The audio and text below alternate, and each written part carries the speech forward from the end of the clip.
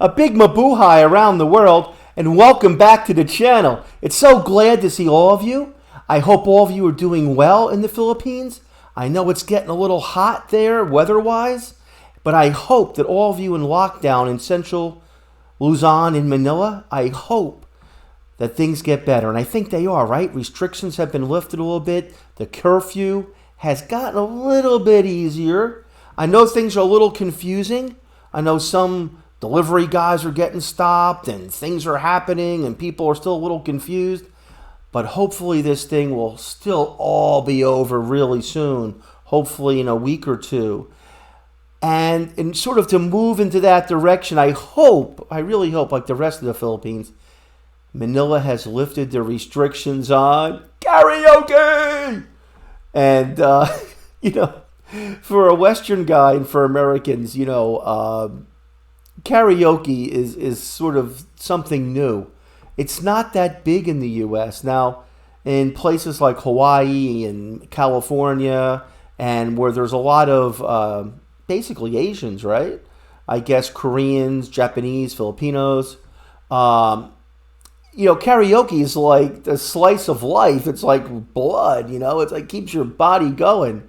And, growing up, we never really had that. Karaoke being a big deal or sing-alongs being a big deal. We did other things, but as soon as I married my wife, right, when I went to see her the first time, I say before I married her, we went down there, and I could tell she wanted a magic sing, right? So we went into the store and got just the single microphone magic sing, right? And it was expensive. It was like a couple $100 back then. That's like 15 years ago, right? And so I gave it to her before I left, right? And because of the visa delay and everything else, after I married her, it took a year, right? And so she came, and I said, where's the karaoke? She goes, I left it with my mother and her best friend. And I went, what? I spent money on that. She goes, don't worry. I spent $500 on a new one. I was like, I was like, $500. Don't worry, it's on the payment plan. Just like our wedding, just like our car, just like everything else. But it was a great magic sing. It was dual microphone, wireless, expandable. Unfortunately, in one of our many moves, it's among the missing. It's in the land of the lost. And so when I went back to the Philippines to buy a new magic sing, I was like, whoa, this is expensive, man. And, I was going to buy one right before lockdown last year, and I just never did. And I wish I had. I was locked down in a little condo, man. And so I wish I had that. And I didn't buy it before I left. And now it's hard to even buy them in the U.S., right? Man, I'm just talking about karaoke, and all the good times that we've had doing karaoke, and it's really amazing. It's a catharsis, it kind of lets the soul out. And, it's not something Americans do with the singing and everything, but it's something that I know, especially with Asians and Filipinos and Koreans and Japanese, that it kind of breaks the ice, as Americans would say. It gets people out of their shell. And as a teacher, we would go to performing events, in the auditorium, and the only Asians that would perform where I used to teach were the Filipinos. They would go crazy performing, singing, dancing, doing all this stuff. And then you see them in class, they wouldn't talk. I'm like, how does this happen? How do you go from like singing, performing to not talking? But it's something, it's just, a quality of Asians, and they're quiet in certain situations till they get to know you, and Americans don't really get that. But what got me on this whole karaoke thing is who invented karaoke? Who did it? And it's taken me my whole life to figure that out. No, I just did a quick kind of Google kind of thing, and I heard the Philippines was involved. I heard Japan was involved, and I got to the bottom of it as best I could, right? And so basically, we have this unsung hero of the Philippines, and that's one thing that I think that, maybe I should make a website about Filipino inventors. Filipinos fit so well into society wherever they go. They integrate, they adapt. And a lot of times people, they go unnoticed. And a lot of Filipino inventors at home and abroad are not really recognized. I don't really know why that is. But one of the stars of the invention of karaoke was a man by the name of Roberto del Rosario. And we're going to take a quick look. And there we go. There's the man himself. This is like a stylish late 70s, early 80s kind of thing. He's dressed up. He's got his two products there. He's got the one-man band piano and the sing-along system, which I'll show. I think I have a better picture of it. And his company called Treble. He was a part-time musician. He was involved with a few politicians and things like that. And he got involved in the music business. I think he also made pianos, too. And he came out with this, and somehow he was a great inventor as well. And so he started bringing the music with electronics. And so this is kind of like the first version of a keyboard. Like you had the one-man piano where you had the band playing in the back, right? And today, that thing costs like $100, maybe 50, even less US dollars. And, back then it was probably thousands and thousands of pesos and thousands of dollars. But this man invented it. He's the pioneer of all this, right?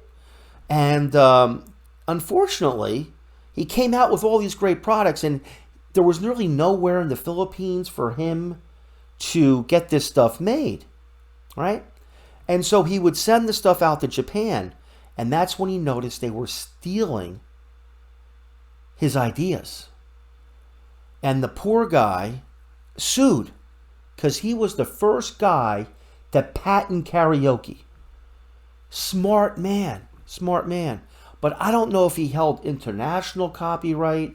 He just held copyright in the Philippines. But he took on the Japanese company and won after 10 years in Makati court system. He went to Makati to court and he won. But he really didn't recoup any of his investment, or never got any money back from these companies that stole money from him. And his name and reputation kind of really never made it out. His court case he won, but he really didn't go anywhere.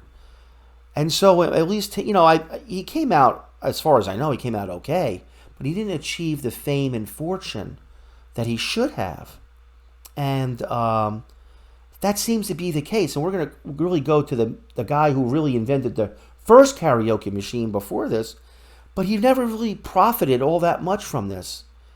But of course, it depends what you mean by profit, right? And we'll get to that in a few seconds. But the second guy, or the first guy, was really the Japanese half of this dynamic inventor duo. And this Japanese gentleman, right, was really the first guy to come across with this thing called 8-juke, right? And if I move up here, that's Rosario again and his sort of inventions. But this one I brought up because it really, really shows one of the great pictures of this 8-juke system, right? And the 8-juke was really invented, and this is an article from the Atlantic, was invented by a guy, if I scroll up here, if I can find it, by, Dasuka Anoy in 1971. And he was a drummer, and he played like in local bands and stuff. And there he is next to his 8-juke. And basically he came up with this in 1971. In the U.S., in 71 I was like only 3 or 4 years old, but the 70s was rocking, man. I don't know about the Philippines or Japan, but it was rocking. You had all the fantastic bands, but you also had people like, we had like a custom van, and everybody was having a good time and driving, and oh man, the music was great. And the big thing was 8 tracks. And so you can see with the 8 juke, it was an 8 track. And for everyone who doesn't know, these are 8 tracks right here, these big, gigantic cassettes. And you would put them, you would put them like in these big machines, and your boxes would be full of these huge cassettes, man. And I had them. And the first cassette I had was Led Zeppelin, baby. Yeah. And then I had Kansas and tons of others, 8 tracks. And they would go for like, $10, $12 US. They were always expensive. And they would break easy, right? So when I look at the 8 juke here, going back to our friend from Japan, he used the 8 track to record sound, and then you would sing. And he put these out at bars with, and I think you can see it up here, he had a coin slot or something like that. And he was okay, he did a lot of stuff, but not really, known. He didn't become really famous. As a matter of fact, he said that he got bored doing it. He wanted to sing and get involved. And the only reason he got these machines going was because he couldn't be at every bar on Friday or at events. So he gave these out because he couldn't make it. But it turned out to be his downfall because he got so bored. He got bored with his job because he was just sitting around and his machines were doing all the work. And so now we have 2 guys that invented these great karaoke machines, but they got no joy out of them, apparently. I mean, at least money's concerned. And he said his best friend was his dog, and that eventually that he made a cockroach killing machine. Like, okay. And he never could really advance. He never patented it like our friend in the Philippines. And, Roberto was smart enough to patent it, but he couldn't make any money. This guy never patented it. And the big companies just took over.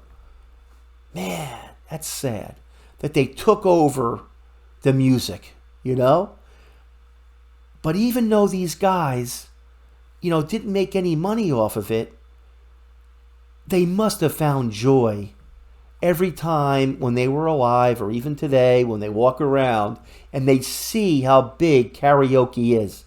And they see everybody with a smile on their face. I bet they couldn't even imagine how big karaoke would become. And karaoke, for those who don't know, the word in Japanese means an orchestra without music. I hope everyone is out there. I know you guys are still singing, and sing if you can. Take care, everybody, and see you next time. Bye-bye.